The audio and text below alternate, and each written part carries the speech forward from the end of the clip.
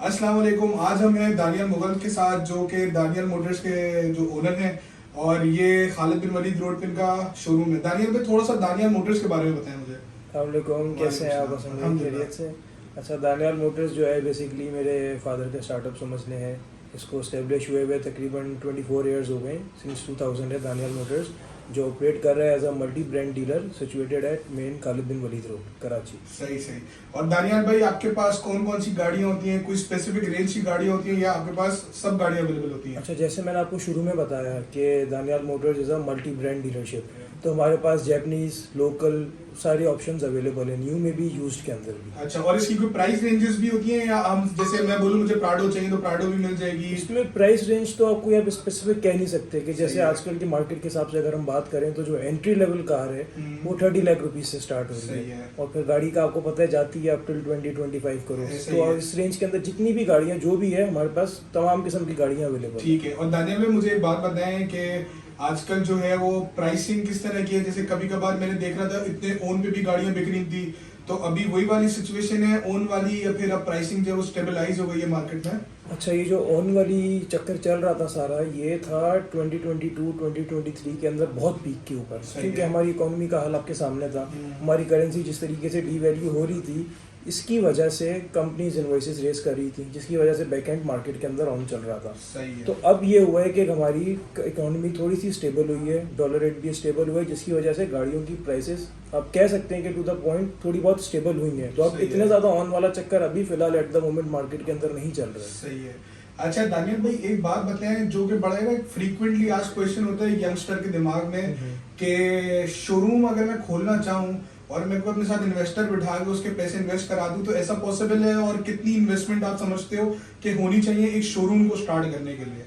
देखिए, अगर तो आपको शौक है गाड़ियों का काम करने का, मैं आपको बिल्कुल इनकरेज करूंगा कि आप काम करें, अच्छा काम है, प्रॉफिटेबल काम है। तो इसके अंदर आजकल के टाइम के हिसाब से अगर हम बात करते हैं तो आपको as a investment initial startup capital जो आपको चाहिए होगा वो कम से कम 1 से 2 करोड़ रुपए तो चाहिए ही चाहिए। इससे कम में फ़ायदा नहीं है, क्योंकि जाहिर आप खुद अगर हिसाब लगाएं 1 से 2 करोड़ के अंदर आपकी छोटी कोई 7-8 गाड़ियाँ आएंगी, बिल्कुल, जिसको आप रोलिंग में रखें तो जिससे आपका काम चलेगा। सही सही।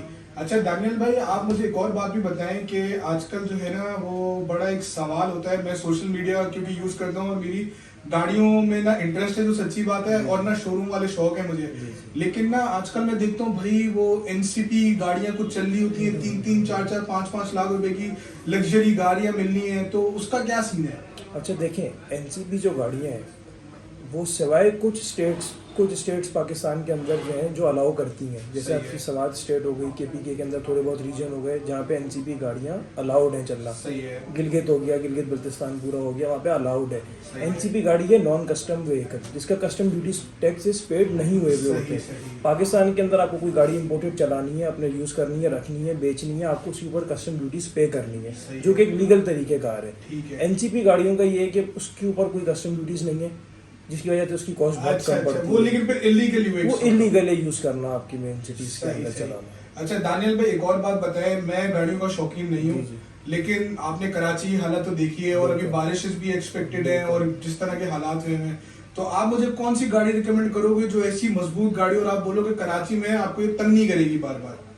अब इसके अंदर देखें, सबसे पहला जो सवाल आता है वो ये है कि आप बताएं कि आपका बजट कितना है, आप कितने की गाड़ी लेना चाह रहे हैं, उसके हिसाब से मैं आपको रेकमेंड कर सकूंगा। लेकिन मेरे पर्सनल अगर आप ओपिनियन पूछें तो कराची को देखते हुए कि यहाँ पे रोड कम, खड्डे ज़्यादा हैं रोडों के अंदर, सही है, तो मेरे हिसाब से आपके पास कोई हाइलक्स या फॉर्च्यूनर होनी चाहिए। एक 4x4 व्हीकल तो जरूरी रिक्वायरमेंट है ही है। वो आपकी बात सही है, लेकिन हर किसी का बजट भी नहीं होता आजकल। अल्लाह माफ करे, ये रेगो शेगो जो है वो 1 CR से ऊपर ही मिलते हैं, वो भी यूज पुरानी। तो आपको जैसी बनाया थोड़ी बजट फ्रेंडली हो और 50 लाख के नीचे की रेंज की अगर कोई गाड़ी लेनी हो तो आप कौन सी रिकमेंड करेंगे? देखिए, अगर तो आपने 50 लाख से नीचे के अंदर रेंज में गाड़ी लेनी है, मेरी पर्सनल चॉइस ये है कि आप कोई पुरानी 4x4 लें टोयोटा के अंदर, जैसे आपकी 80 सीरीज लैंड क्रूजर आ जाती है, लेकिन यार लोग बोलते हैं कि ये आपको बार-बार मैकेनिक, मैं उसी पे आ रहा हूँ, ये गाड़ियाँ थोड़ा बहुत तंग करती हैं, इनमें थोड़े बहुत ड्यूरेबिलिटी इश्यूज आ जाते हैं। क्यों, एक मशीन है इतने सालों से रोड के ऊपर चल रही है, तो वो काम फिर उसी हिसाब से निकालती है। लेकिन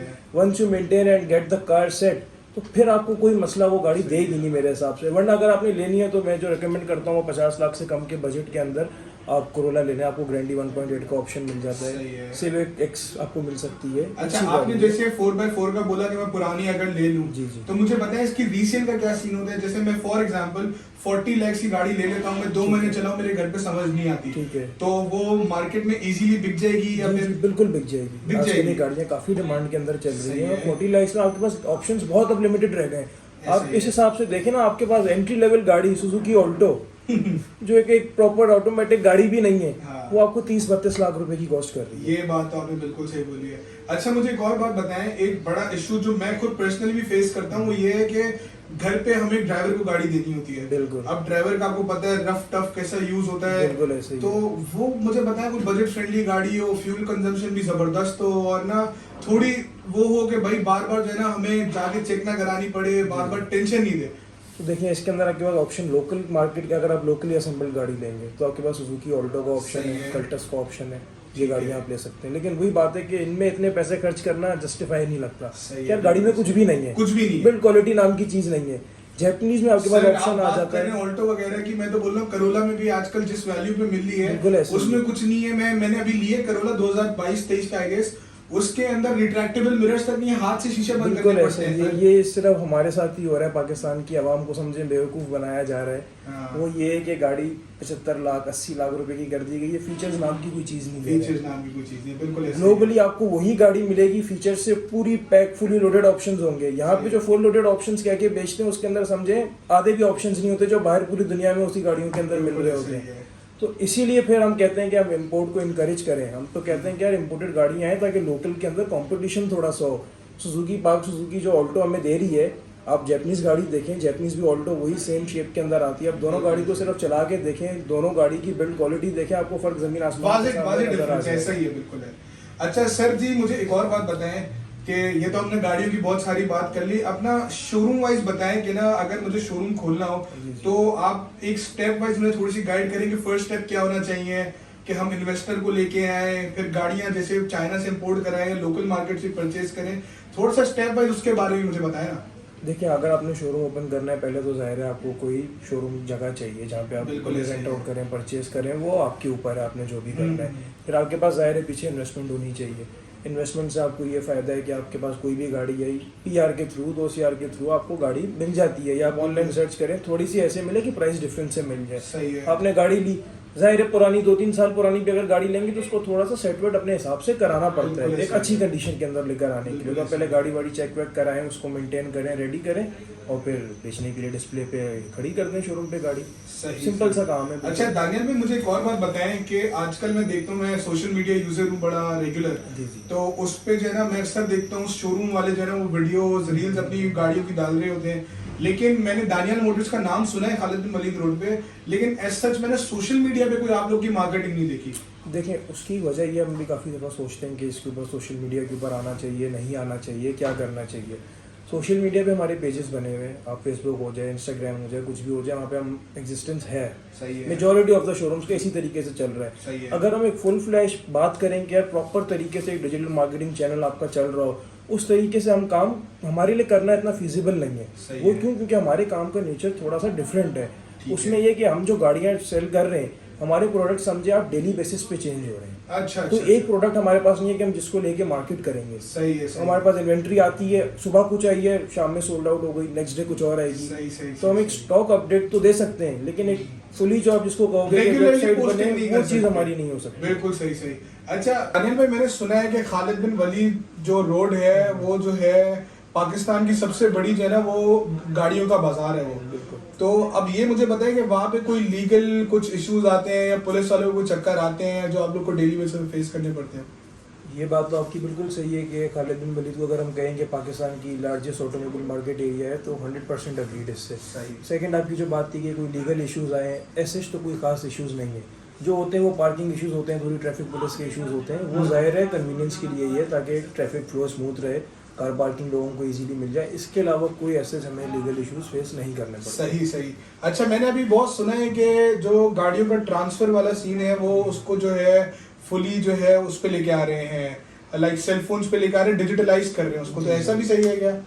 ये बात आपकी सही है। मेरी नॉलेज में भी ये बात आई है कि सेंट्रल गवर्नमेंट ने अनाउंस किया है कि आप गाड़ियों की ट्रांसफ़र को हम ऑनलाइन आप अपने फ़ोन के ज़रिए भी ट्रांसफ़र कर सकते हैं। मेरे हिसाब से ये एक बहुत अच्छा स्टेप है और बहुत अच्छा इनिशिएटिव लिया गया है, क्योंकि हम भी यही इनकरेज करते हैं कि गाड़ी अगर हम किसी को बेच रहे हैं उसको बगैर ट्रांसफ़र करे गाड़ी नहीं दें। सर ये वाली मुझे थोड़ी सी बात अगर आप क्लियर करें कि गाड़ी का ट्रांसफर इतना इंपॉर्टेंट क्यों होता है? गाड़ी का ट्रांसफ़र बहुत ज़्यादा इंपॉर्टेंट है। मतलब हमने तो समझे ये किया हुआ है कि हमने कंडीशन लगाई हुई है कि अगर आप गाड़ी ट्रांसफ़र कराने से अपने नाम पे एग्री नहीं करेंगे तो आपको गाड़ी सेल ही नहीं करेंगे। अच्छा। उसकी कुछ रीजंस हैं जिसमें आप ही के फ़ायदे हैं। जो एक एंड यूज़र है, जो बाय कर रहा है, जो बायर है, उसी का फ़ायदा है गाड़ी को अपने नाम पे ट्रांसफ़र कराने के लिए। पहली चीज़ ये कि गाड़ी अब आजकल कोई छोटी रकम में आती नहीं है, ऐसा आपका ही एक एसेट है, तो अच्छा है आप ही के नाम पर हो गाड़ी ट्रांसफ़र। आप किसी और के नाम पे गाड़ी क्यों अपने यूज़ के अंदर रखेंगे? आपकी सही है। चीज़ें आपके नाम पे होनी चाहिए। सेकंड चीज़ ये कि जैसे आपकी गाड़ी है और मैं किसी और को वो गाड़ी सेल कर रहा हूँ और मैं ट्रांसफ़र नहीं करा रहा, मुझे अगले बंदे का नहीं पता कि वो कौन है, क्या करता है, क्या नहीं करता। वो गाड़ी आपको किसी भी चीज़ में मिसयूज़ करे, उससे कोई रोड एक्सीडेंट हो जाए, किसी इलीगल एक्टिविटी के अंदर वो गाड़ी यूज़ हो रही हो, तो जो इंटेरोगेशन हमारे डिपार्टमेंट्स करते हैं, पुलिस वगैरह सब चीज़ें, तो वो एट दी एंड आके पकड़ेंगे उसी को जिसके नाम पे गाड़ी है ऑलरेडी चल रही है। सही। तो समझिए जो बंदा सेल कर रहा है वो अभी उसके ऊपर ही सारे मसले आगे बनेंगे। इसीलिए हम कहते हैं कि बगैर ट्रांसफर कराए हम नहीं देंगे। आपकी चीज़ है, आपके नाम पे ट्रांसफर होनी चाहिए गाड़ी।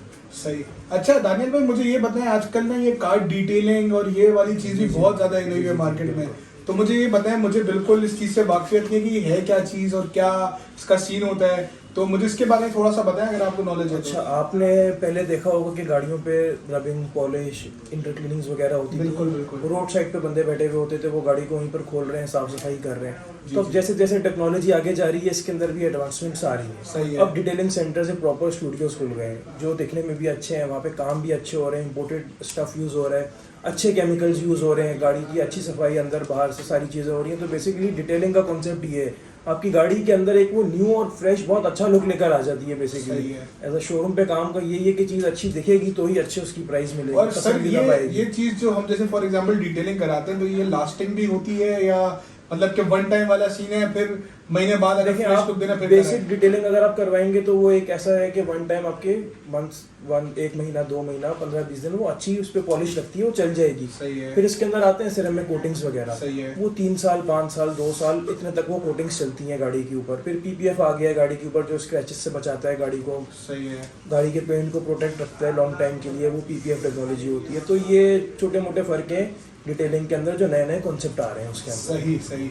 चलिए दानियल भाई, काफी हद तक तो नॉलेज हमें मिल गई है। इंशाल्लाह ताला फिर मैं अपनी अगली गाड़ी जो बेचूंगा या खरीदूंगा वो भी इंशाल्लाह दानियल मोटर्स पे ही आता हूँ जरूर, जो कि आप मुझे थोड़ा सा अपना एड्रेस अगर और इन डिटेल बता दें। मेन खालिद बिन वलीद रोड क्योंकि बहुत बड़ा है, जी, जी, तो जी। उसमें कोई एग्जैक्ट लोकेशन, कोई मशहूर जगह के ऑपोजिट या कुछ हो तो वो बताएं ताकि इंशाल्लाह फिर हम आपको कांटेक्ट करें। जी जी, आप जैसे ही खालिद बिन वलीद रोड एंटर होंगे जैतीन की तरफ से, जी, जहाँ जी। से आपका शहीद मिलत अंडर पास है, तो आप एंटर होंगे थोड़ा सा आगे जाके सुजुकी का दानिश मोटर आता है, बिल्कुल, उसके बहुत बिल्कुल मशहूर है। ऑपोजिट है दानिश। अच्छा, बिल्कुल ऑपोजिट ही है। चलिए, thank you so much sir. इंशाल्लाह ताला फिर मुलाकात करते हैं तो कोई गाड़ी वाड़ी लेते हैं आपसे जी इंशाल्लाह। जी जी, जरूर जरूर। चलिए, thank you so much sir. जज़ाकल्लाह। Thank you Hasan, thank you.